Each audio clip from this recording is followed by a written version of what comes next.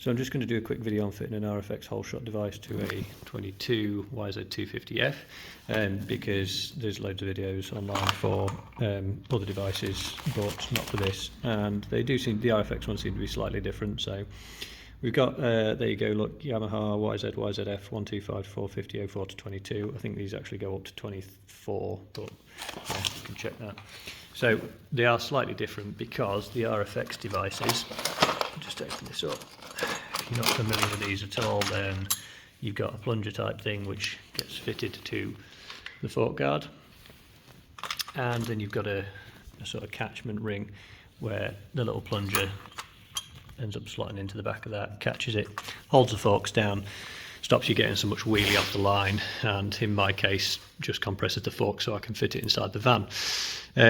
So most of the other ones I've seen, the device fits up here on the main fork tube, but this RFX one fits down here, and I'll show you why we can tell that, because there's no bloody instructions online, not from RFX or anyone else I can find. Come on, autofocus, be a friend. I'll see if I can. Hopefully you can see there that that says 63.4 millimeters. So it comes with a little piece of foam, sticky foam, that I've just stuck to the inside of there, which is essentially useless. It pretty much washes off straight away. But it came with it, so we'll fit it. So 63.4 mil is the device. If I check this up here, we've got a digital vernier gauge for those of us who can't tie our shoelaces. And it's 54 mil, give or take, on the tube up there, so it'd be slack as a yak up there. However, if we were to go down to this section here,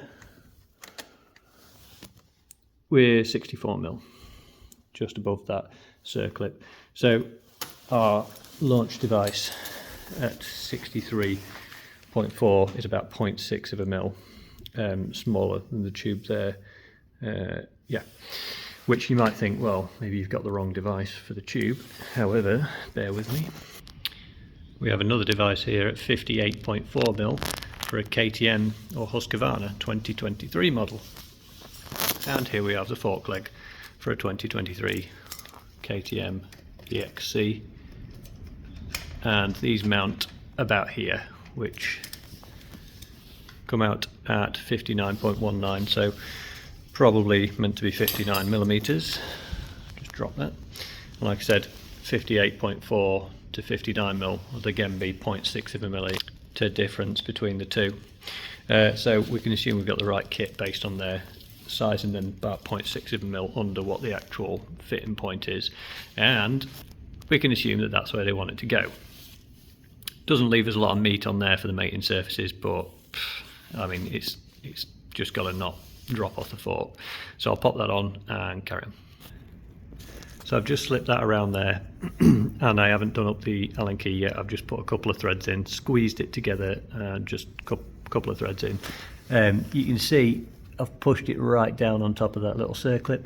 That little circlip there is just to stop the plastic fork guard wearing channels in the aluminium fork tube, because it's quite soft aluminium and it will wear away.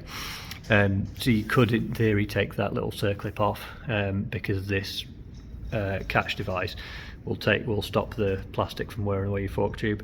However, I'd leave it on because it's just allowing, you know, it's something else that's stopping the device from going down. You know, the device is pulling against that little circlet edge there. So I'd leave it on for what difference it makes.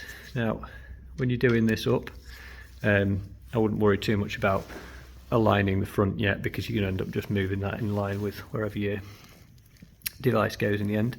So if you use an Allen key, long ways on, because really you shouldn't need to do it up any more than you can do with an Allen key like that, because that won't go anywhere now, it really won't.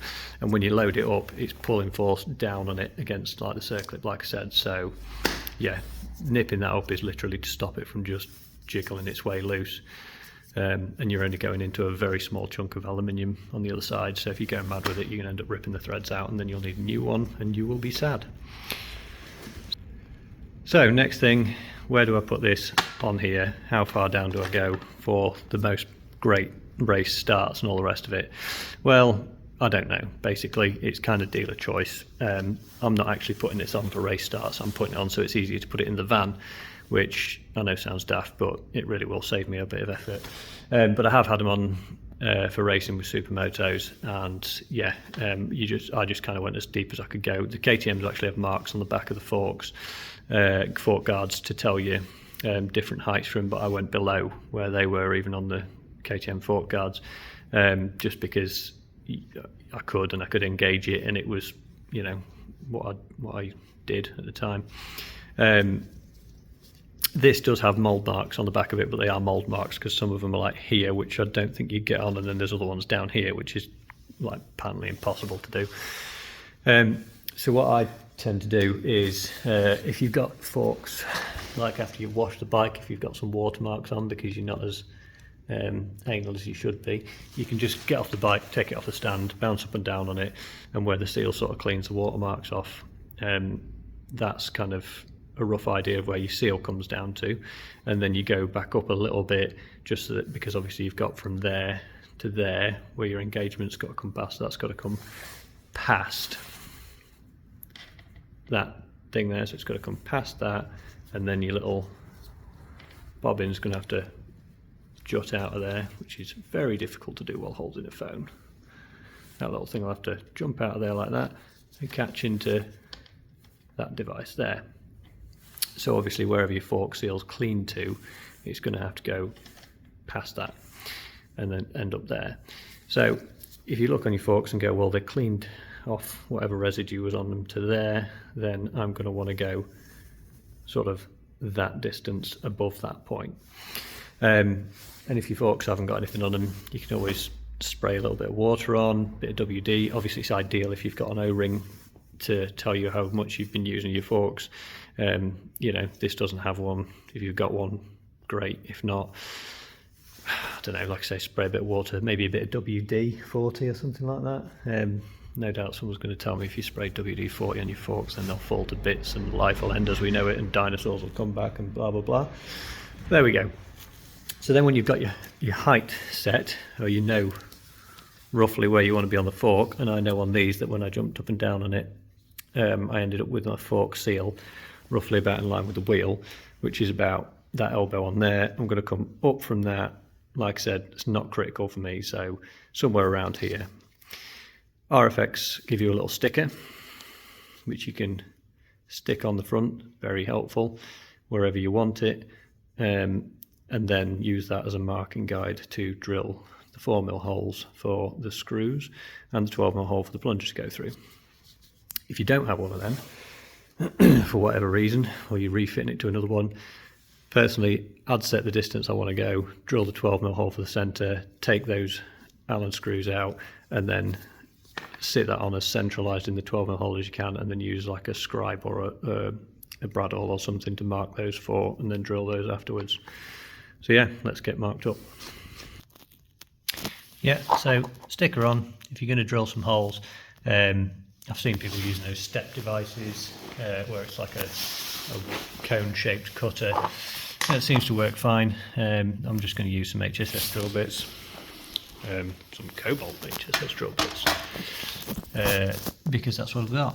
And I would, rather than drilling 12mm hole straight into there, because wherever you drill it, it will wander about, I'd just start with, I don't know, a 2mm or 2.5 or something like that, and get it a nice centre hole on that one, because it'll stop your drill bit from wandering about.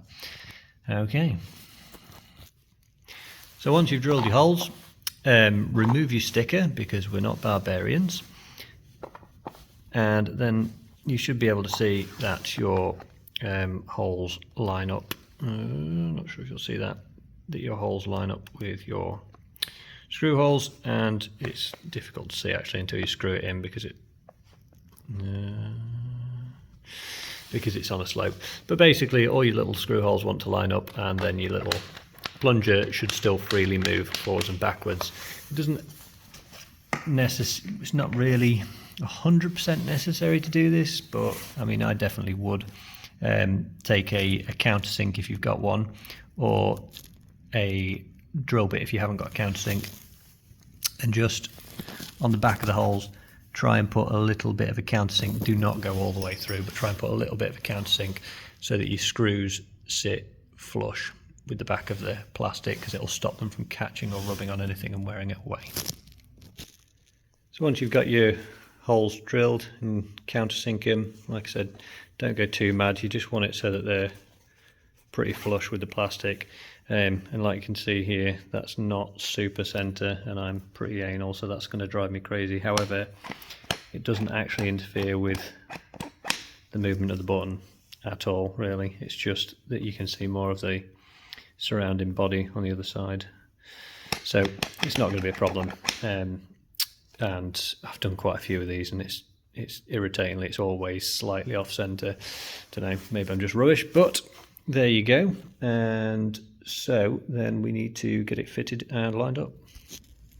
So once you put the fork guard back on, you can just fine tune whereabouts your catch lies in relation to your button. You can do that just by putting something straight on there. I mean, that's bang in the middle. I haven't actually had to move that, which is good. But if you do, obviously you just loosen that off and rotate it until it sits in line with there. And sometimes you can get a better view by looking. You're probably not going to be able to see it from here, but when you're not on a camera, you can sometimes get a better view by looking down the fork leg like that. And then one last thing with these RFX devices, or something that I've found in the past, is that this little Allen bolt here that holds this aluminium button on is prone for coming off, and then this little button disappears, and then you're just left with a metal stud, which is annoying. So I would also just take that off, put some Loctite on it, 2701 or something, you know, like full on bearing lock, and then stick it back on again, and then you should be good. Yeah, so full disclosure, I just stuck an Allen key in there and the button spins with the bolt. So I've tried gripping it as hard as I can without putting any tools on it and trying to get it off with an Allen key, and it's not going anywhere. It just spins it in my hand. So if it's that difficult to get off, it's probably sound. Yeah, it's the other ones I've done, Allen key in there, it'll just come out. So they might have addressed that. And that's pretty much it. There's a few different ways of putting them on. I've always just sort of like jumped on the front and then kicked it on, but I doubt I'll be able to do that while holding the phone. We'll give it a go. Yeah, so yeah, second attempt. Yeah, so that's it locked on, and then as you can see, traps your fork just a little bit lower, stops you from getting so much wheelie off the line, gets a bit more traction on the rear wheel. First time you hit the brakes at the first corner or go over a little bump or something, it releases and goes back into normal function.